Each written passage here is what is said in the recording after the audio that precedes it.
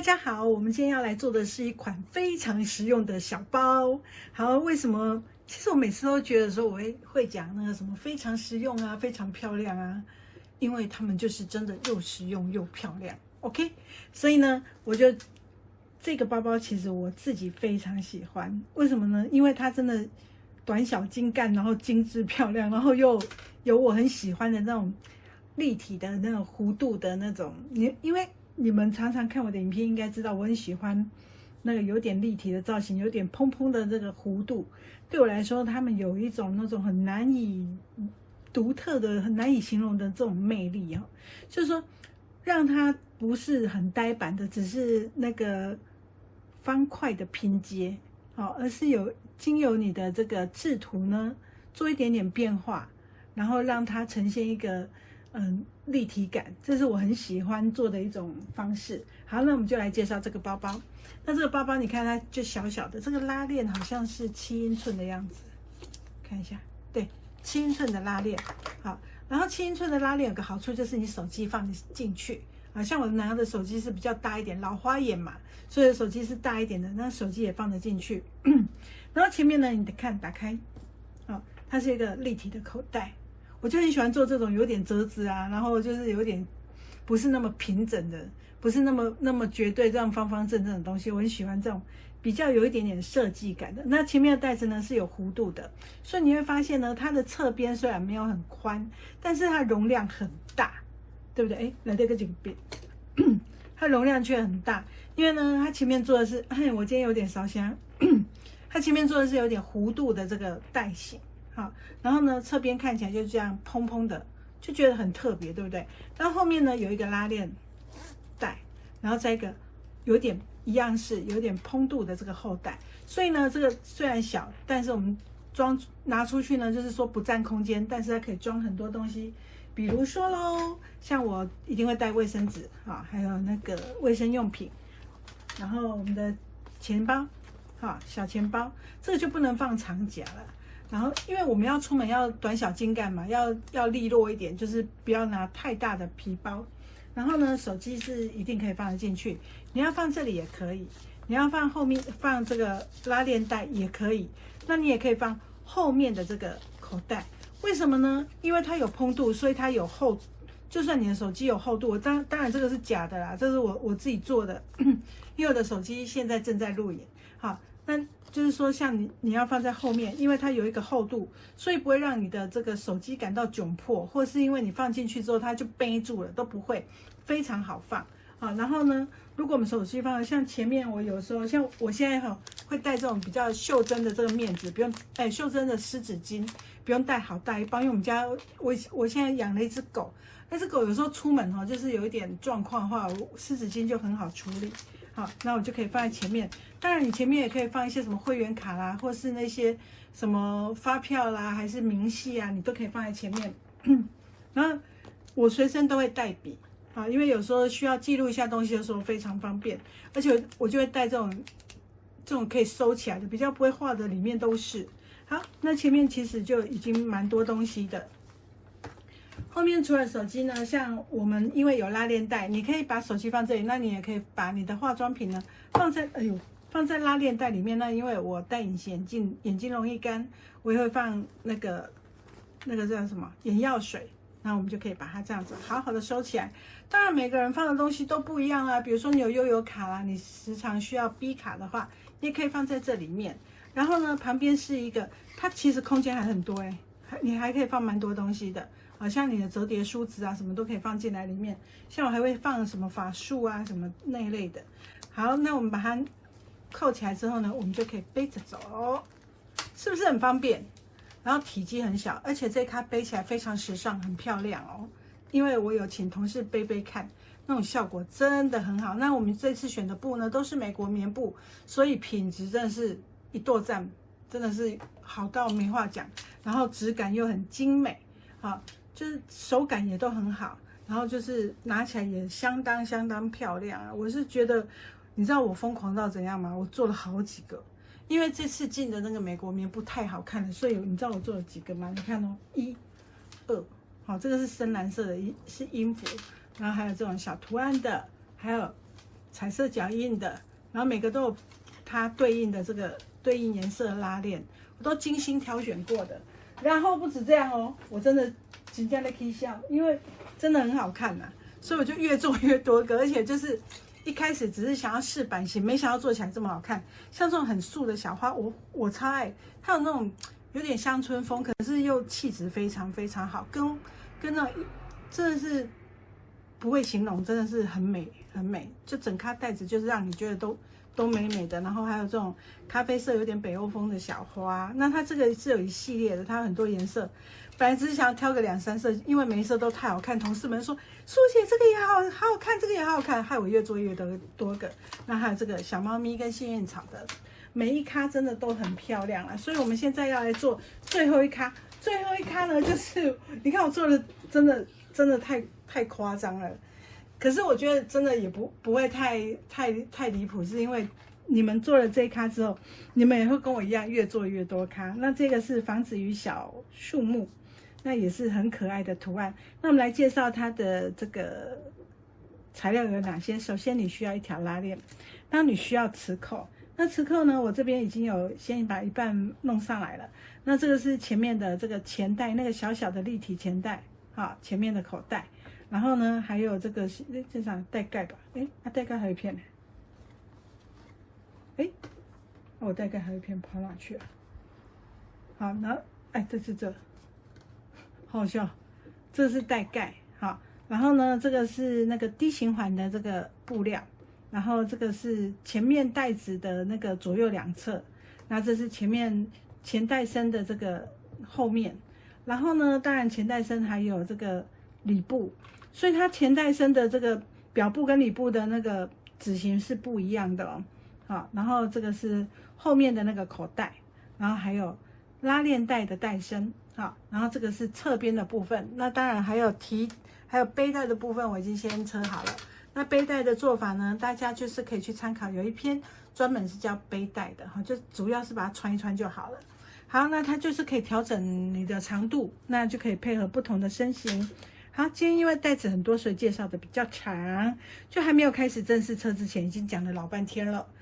没关系，等待是值得的。好，我们先来做一些哩哩扣扣东西。首先呢，我们的带盖，好，我们要把磁扣的另外一边把它放上来，做好记号之后，好，磁扣的后面我都会贴一个3 pass 哦，你要整片贴也可以，好，这随你喜欢的。然后呢，把磁扣的另外一边放进来。好，这边弄给大家看，是怕有些人呢还是不会做。好，磁扣放进来之后，把这个铁片放到它的后方，然后用夹子把这个2根这个角角呢，把它折起来，这样你的擦式磁扣一公一母哈，它一个会吸，一个不会吸的，反正放在一起它就会吸在一起。这强力磁扣还蛮老的。好，先把它做好。好，然后呢，我们就可以把这个带盖给车起来。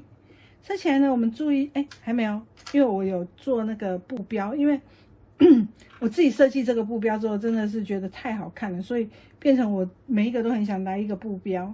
那如果你觉得说你不喜欢布标，或是不喜欢什么任何装饰，你不车当然也可以咯。只是如果你有跟我买材料包的话，我都会附上一片给你啊。反正这布标也不是到处买得到，这就是我设计的，所以就是还蛮好看的。我今天怎么这么烧仙啊？好，我们先把布标车上来。那布标你在车的时候，当然就是要注意中央线，好，有没有对齐中央？然后呢，我们就把带盖的正反面正相对，把它对好之后，就来车带盖的这个边缘。车带盖，车带的边边哦。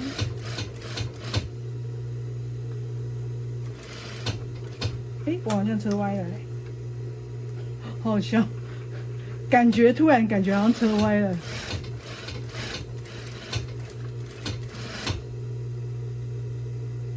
好，这样把它车起来。那这个有弧度的地方，我们要怎么样呢？要剪牙口。为什么要剪牙口呢？就是要让你的弧度，不要变成角度，让它顺一点。如果你没有锯齿剪刀，请你用用一般剪刀剪三角形也可以的。那如果没有锯齿剪刀，又想要有锯齿剪刀的，可以跟我买，我有卖哦。而且我卖的不是这只是比较贵的。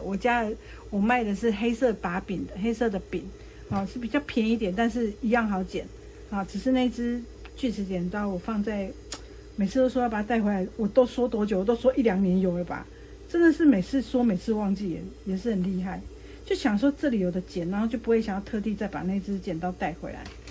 好，然后呢，翻到正面之后呢，我们把它贴合多好，看有没有歪掉。我怎么觉得我这次车的有点歪歪的？这是为什么？并没有啊，一整个有点错觉，并没有很歪啊，不是完全没有歪。来，我们就把它压线咯。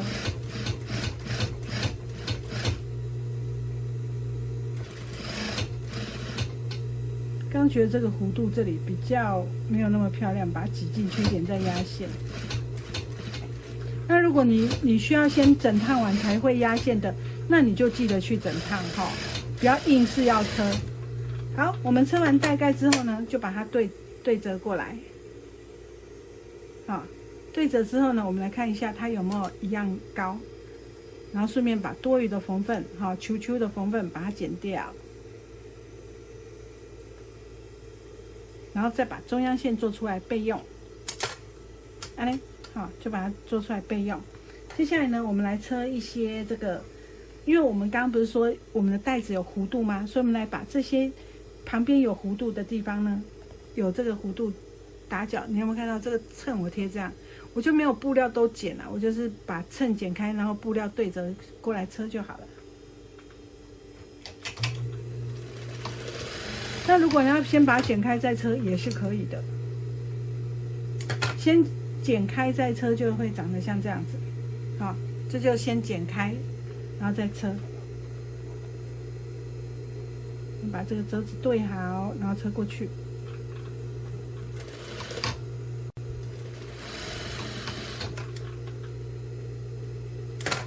这个是后面的那个外带，你看它车了2个折子之后。它本身就会有一点弧度，就会增加你收纳的空间。然后嘞，就来把这个角度车一下，弧度里部的也要车哦。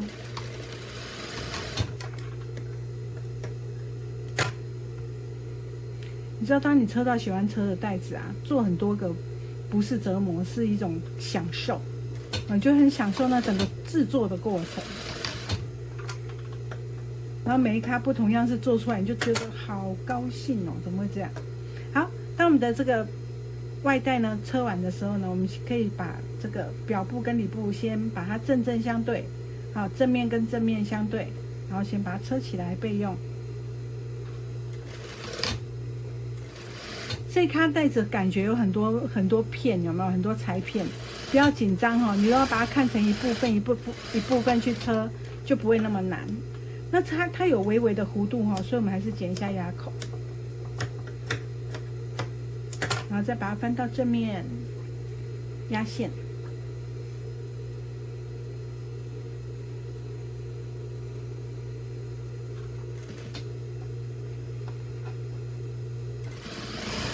那我都是压0.1咯，如果有人不想压线，你就不要压咯 ，OK。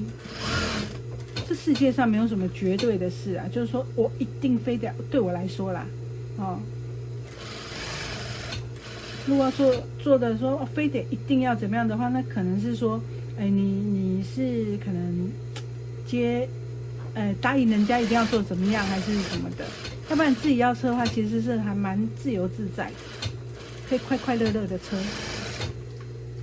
好，这样呢，后面的这个外带就车完了。好，后面的外带车完呢，我们注意还有前带。那前面的这个带子呢，是一个比较大片的，这个下面就是一样有折子的，我们可以先车起来。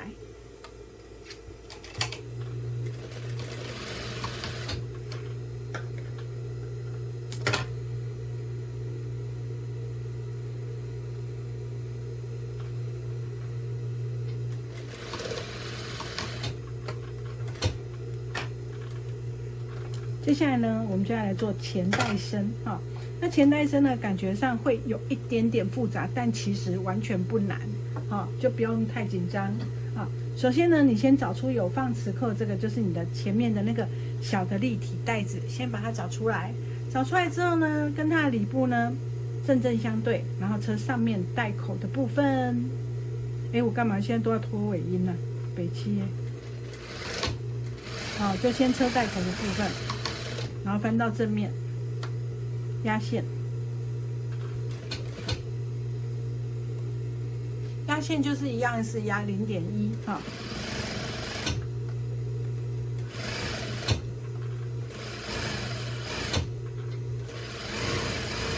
我其实这个带子我很喜欢的，就是这个，对，哎，这个那个折子，它前面立体的，它会消失在这个弧度那边。我觉得很漂亮，什么意思呢？车给你看哦。首先呢，我们这个带子呢，下面的中央线也是先把它对齐，用强力夹把它夹住。然后呢，你就会发现这个角度可以稍微对一下，好，那我们就把它对过来。我们先看一下哦，看一下有没有整。好，来。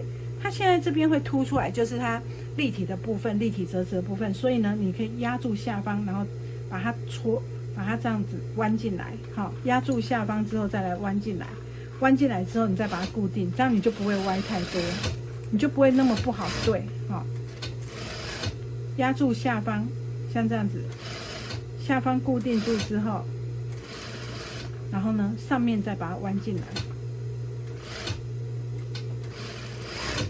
这时候你就会发现呢，这个小带子啊，好，上面这个有磁扣，这个地方是那个前面的小带子，它就多了很多布出来，这是很正常，因为我们是立体口袋嘛。哦，如果你没有多出来的话，那就是你车错了。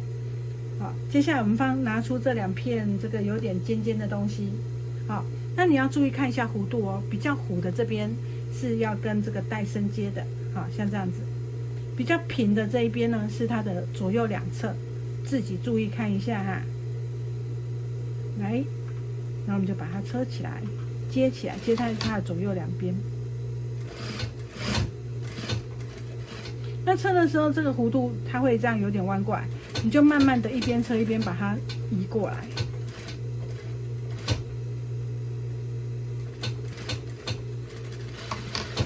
然后呢，再从正面压0.1。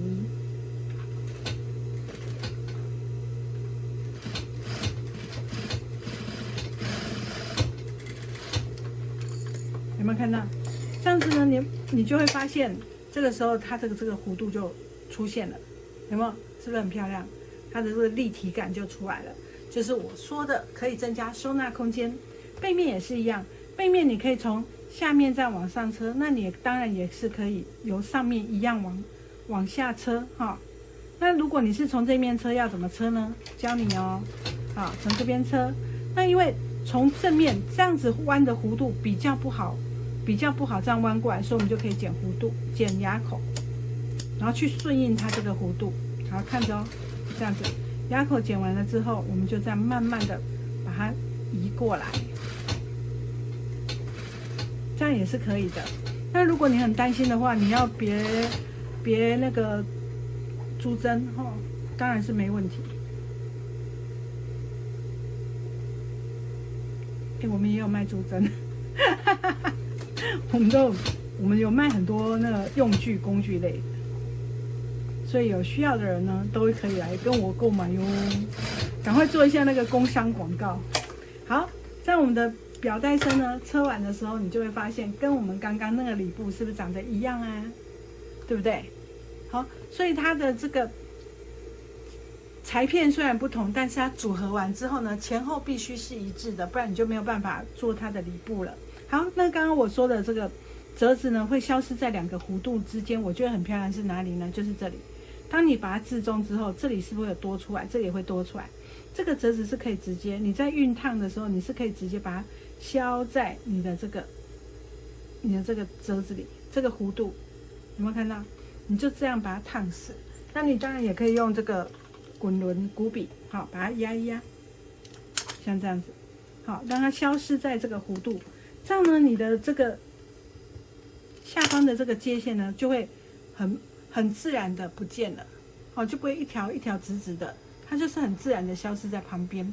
那你的整个侧面看起来的那种完成度啊，就会更漂亮，对不对？就是这里的这个弧度就会更漂亮，有没有看到？所以我自己是很喜欢像这样子的设计，就是感觉上不太像在做一般那种四四方方的袋子，会比较有一点点挑战性，但是就很好玩。好，那我们这样做完之后呢，我们就要来怎么样把这个里布给车上去。好，里布车上来，把它对好，一样车带口的位置。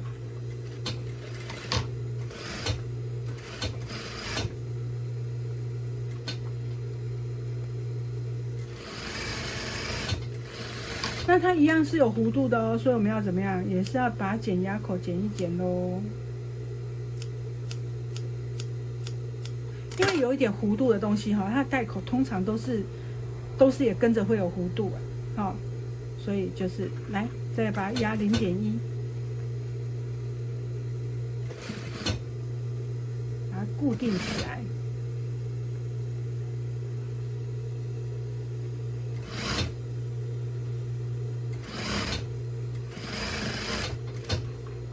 接着四周一样把它车起来，免惊，就给它掐起来。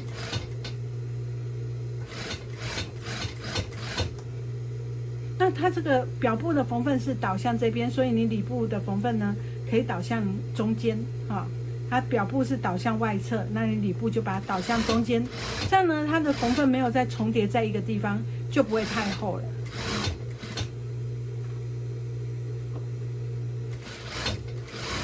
好。这样完成之后呢，我们就要来车厚度的部分。哪一个厚度的部分呢？就是我们刚刚那个说可以放很多东西的这个厚度的部分。好，我们车厚度的部分呢，我们就要把这2条细细长长的东西找出来。好，它就是这个厚度的地方。当然，如果你自己想要加宽也不是不行。好，我们就看你个人。那在车厚度的部分的时候，我们先把我们的低循环的布料先车起来。你看我刚刚忘记先车低循环布料，我现在做到一半我就要来处理这个小细节，所以我之前都会请大家先把这些里里口口做起来，就是这样。不用说我一直在组合它的时候，突然又要来车一下这种小零件。好，那我们就是把它这样子折起来，好，对折过来之后把它压线。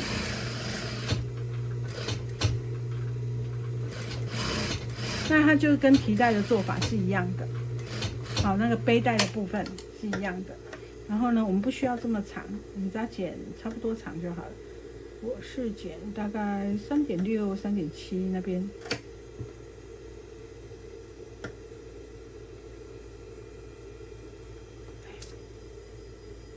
把它对好，两条要一样长。好，然后我们就把低循环呢穿进来。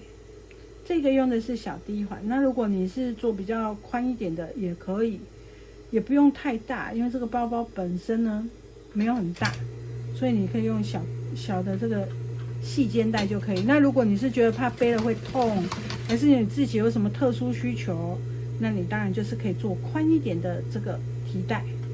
那如果你是做宽一点的提带，你这个低环的这个带子呢，最好啦是跟着它配合一样宽，才不会觉得怪怪的。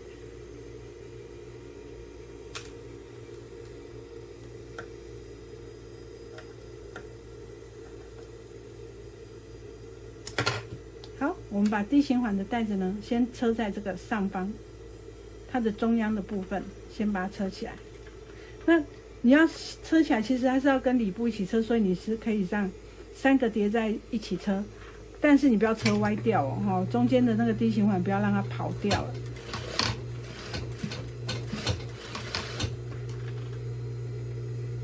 好，车完之后呢，你就会看到低循环在中间了，有没有看到？然后呢，我们就注意看这边就是这一个带子比较不一样的地方。我们这个呢是它的厚度，直接把这个打开，把这个里部打开，这条线呢要对准这个带口的边缘，好。然后呢，我们车一个框框，把这个带子的另外这3边车起来。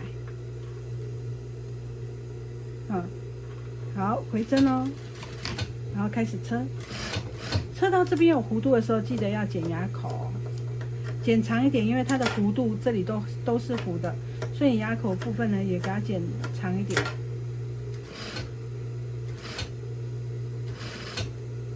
你宁愿剪长一点比较好弯，不要这边剪一点点牙口，然后又弯不过来，才没哀哀叫。好，我们就一开始就把它剪多一点。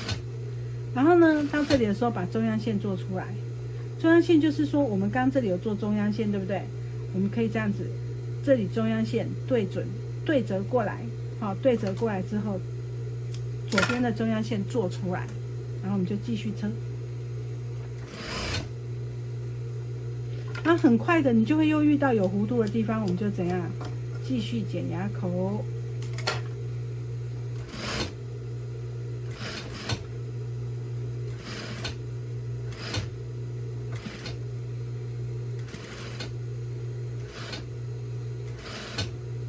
车到这边会有多余的布，因为相信有在看我频道的人都知道咯，我是很不爱量尺寸的人，所以我都会用这种方式。就是到这边好截止，多就把它剪掉就好了。因为有时候像这种弧度哈，你在拉伸的这个每一次在拉伸的距离会有一点点不一样，所以我就会预留多一点，才不会说少了0.5还是多少，我不气死。好，这时候我们就把这个另外这边的低循环呢放到它的中间来，固定一下。为什么要现在车呢？因为等一下我会忘记。所以一定要现在先车起来。我想我会忘记，你们也有可能会忘记，所以你们也跟着我一起车起来。接下来呢，我们就来把这个右边这里这个里部呢，把它折过来。哦，刚刚我们不是靠着那个线车吗？我们把它折过来，然后呢，跟着刚刚的线再车一遍，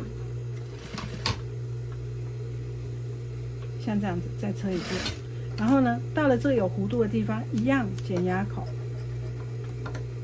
好，然后我们就可以很顺利的弯过来哦。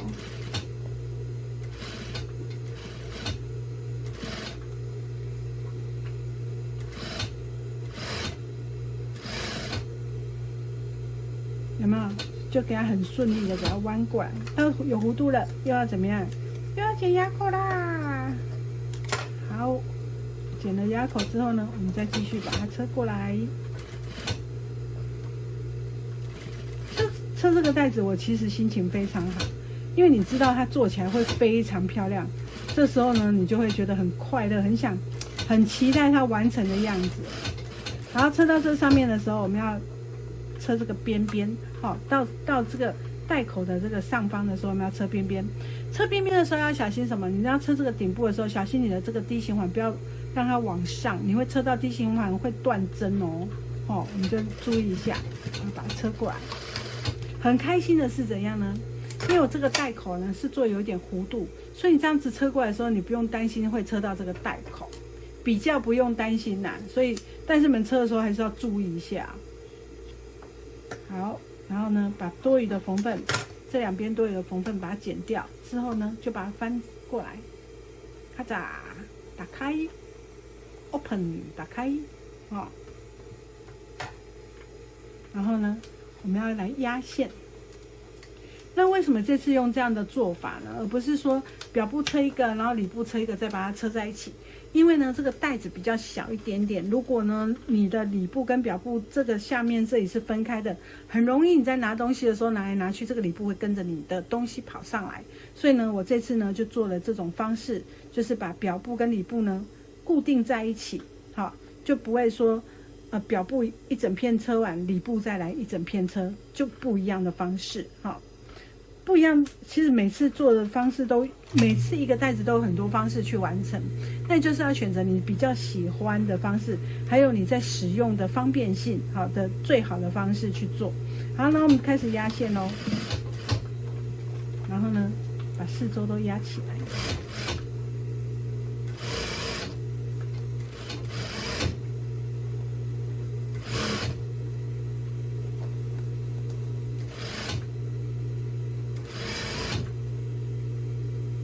是不是这一咖看起来好像有点难，其实蛮好车的。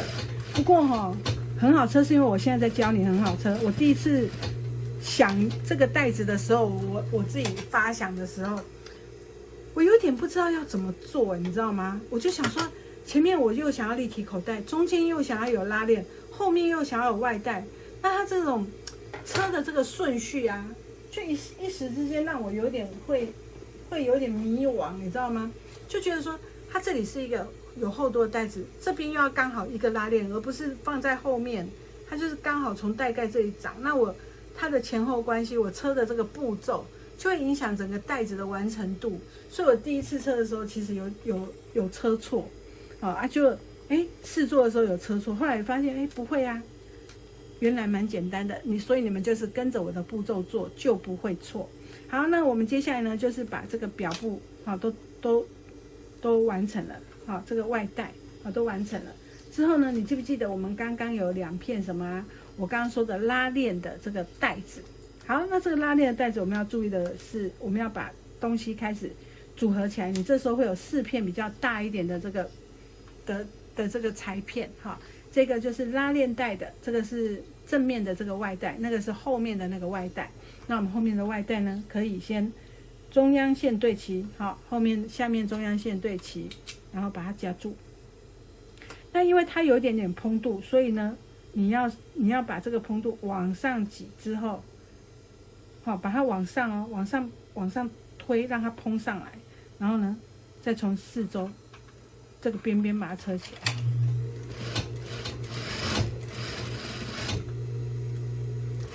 其实我觉得我教的过程真的很详细，如果你们这样还听不懂的话，真的只能说你们第一就是基础功不太好，你可能要从比较简单的带子练习。第二就是你没专心听，第三就是你只看，你根本不想做，所以你怎么看都看不懂，因为你都没有去做过，没有做过你会没有印象，你就会看不懂。好，所以就是有心要学手作的人，其实你最好的方式就是多做，好。多做有时候会多错，但是你就是从错误中去学习成长，这样你才会知道你哪边错。好，那你这样车完的时候，你会发现，怎么后面这样开开的？没关系哦，因为等你做好的时候，它就会背起来了。好，来，我们再来做这个前片。那前面的话，你有没有看到一样？刚刚不是有剪一个中央线吗？一样对准中央线。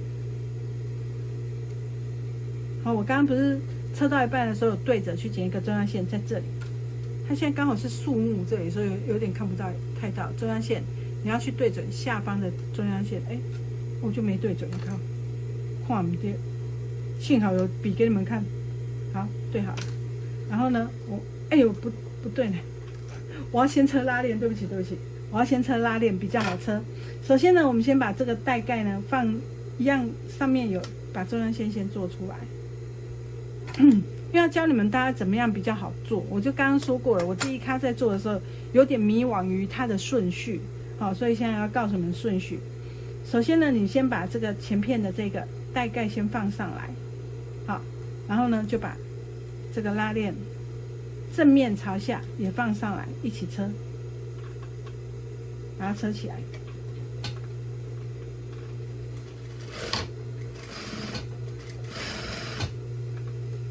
差一点就不是不能车，而是那样比较不好车。用这个方式是最好车的，这样把它车起来。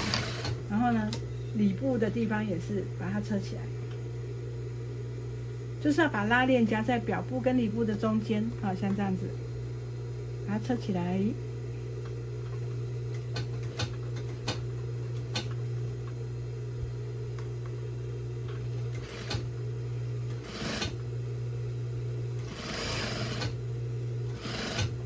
然后你会车到拉链头部分，记得把它往上或往下移动一下，不要让你的压脚卡到那个拉链头，然后再从正面拉那个表布，里部在右边，好，我们只要车表布的下方这里不要有东西，车0.1。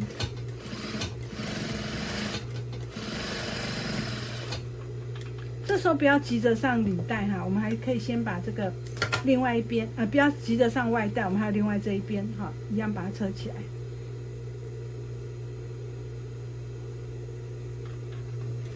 把带身先车起来。所以你刚刚也可以拉链先车，车完再车这个外带都可以。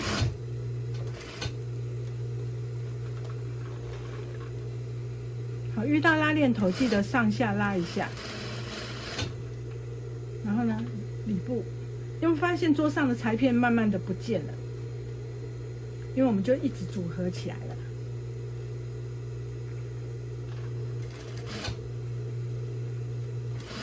这个袋子如果你自己要放大，当然也可以哈，你可以自己放大，可以按照比例放大，但是你注意的是你的拉链的长度，好，要把它弄好。好，车完之后呢，一样从正面压线。那从正面压线的时候，我刚刚说了什么？里部的，好，要在右边，我们压线只要压表部的地方就好了。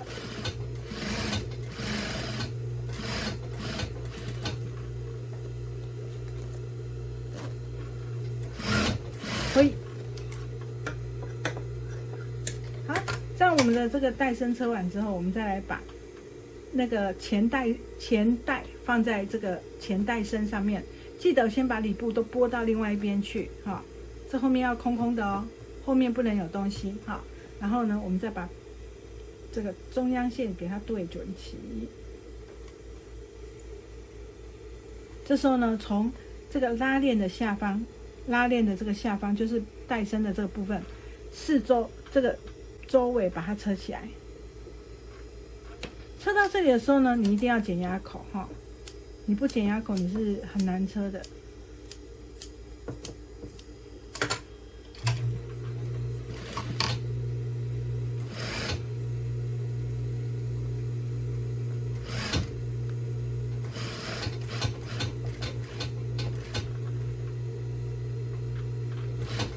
然后就慢慢的顺一圈把它车起来。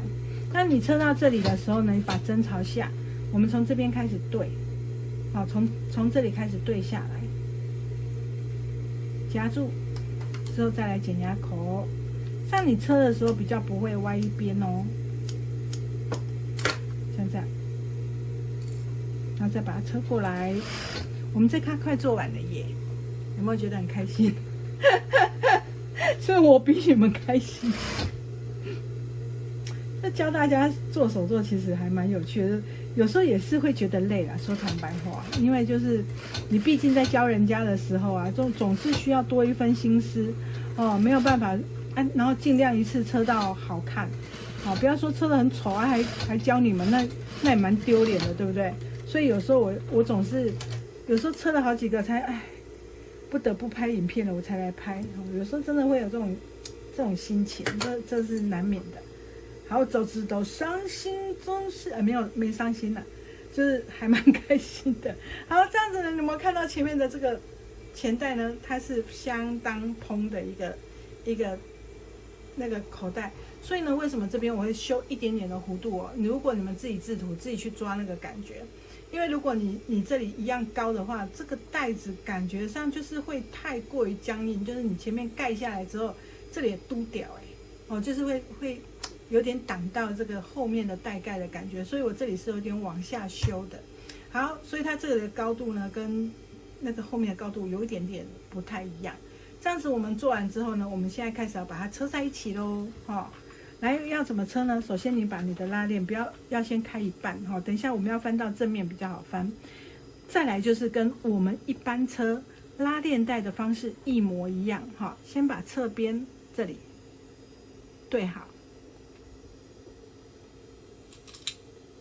然后这一边也对好，把中间这个厚度的地方往内推，后面的地方也对好，两边侧边先对好。再来是什么？下面的中央线要对好，所以我才说中央线很重要。你们布料剪完呢，衬贴完就要先把中央线都做一做。好，这样做完之后呢，我们来车这个袋子本身。首先下方要留一个翻口，等一下我们要翻到正面来。好，这一开不会很难翻，所以你不用留特别小，也不用留特别大，因为它毕竟还是有一个厚度。那我们就开始车了。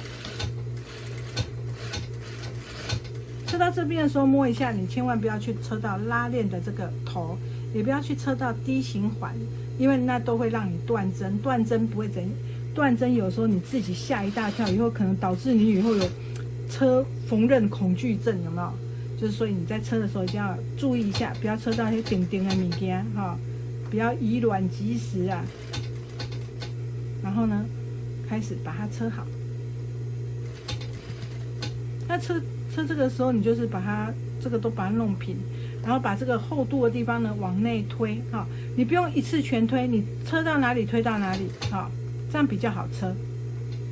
我最怕那种才在车右边1公分，然后后面的已经全部都把它别好了。有时候说实在的，没有那么必要这样子啊，你就车到哪里对到哪里，也不会也还比较好车嘞。你就是看眼前这里顺，然后每一寸都顺，你就永远都顺了，对不对？啊，有些人都会担心呢，有一些人啊，我这世人安怎甲袂快乐，还是安怎要安怎办？你在忧愁的同时，这个时间你就已经不快乐了，你怎么会期待你能快乐很久，对不对？所以就是每一个时间，我们都活在当下，哈，把握每一寸快乐的时光，这样子你连续起来了，就是每天都很开心。来继续车，偶尔讲一下那个叶大师开示一下，好好笑。好，我们就来这样慢慢车啊，不要车到自己的手呢。如果你很害怕的话，你就用锥子哈辅助一下，然后慢慢车，车到这里又有拉链了，摸一下尾端在哪里。好啊，小心不要车到其他那个D形环，你那个是有点厚度的，往内塞哈。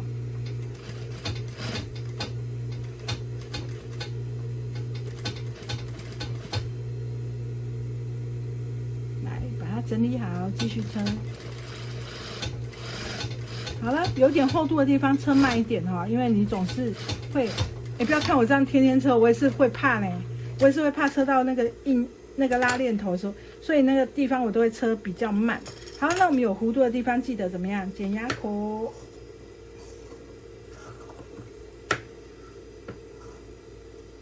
这个白色的线哦，有没有看吧？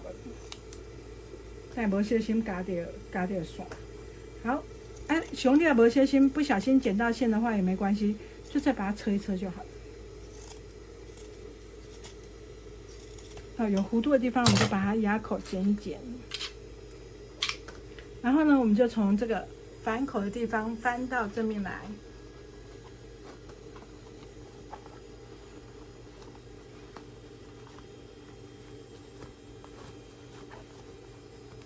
蛮好翻的，不会很难。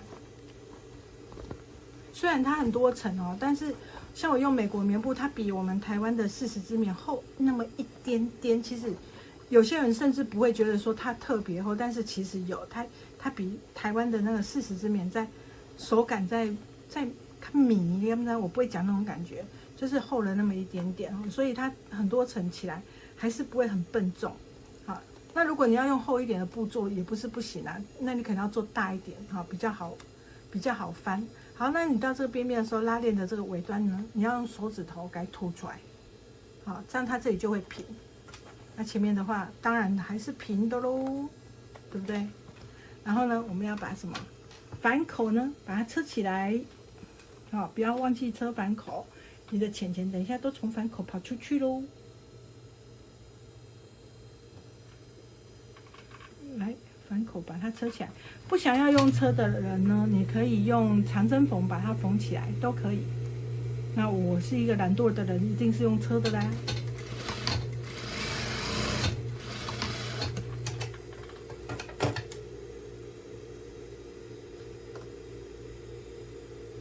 好了，完成了呢，把它塞进来。然后呢，之后你们要去做一下整烫。那整烫的话，我教一下大家怎么整烫这卡带子。其实真的，你看就已经完成了。我们在整烫的时候呢，先把这个带盖稍微烫一下，然后呢，再把这里厚度呢从这里折过来，然后就先烫，好，先把它烫一烫，像这样子，这里先把它烫一烫，然后侧边这里也是把它烫一烫，好，然后在这一面也是给它烫一烫。好，其实这样烫完之后呢，你的整个袋子就已经很漂亮了。那如果你还很想做的更立体的，你就连这个厚度换前面这里的每一个3个角度呢，都再给它烫一烫。好，然后你可以把塞一些那个布料进去，或是用那个之前不是有跟我买熨斗人，你有那种小烫板，你可以塞进来，然后把边边烫一烫。好，那这个口袋呢，刚刚说的那个弧度呢，也给它这个折子呢消失点，把它稍微烫固定一点，这样呢你的袋子就完成了。当然我们要加上什么？我们的背带哦。那如果你烫完之后呢，你可以塞一点点那个气泡纸哦，那个泡泡纸，把它固定一下，让它的形状更固定一点。那你的那个袋子呢，就会更漂亮一些。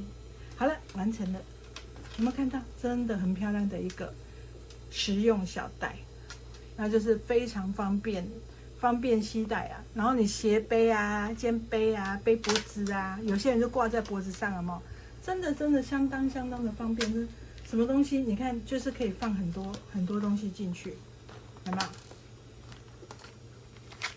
再来给它放一次，因为我里面的笔，这次记得拿笔。然后我的，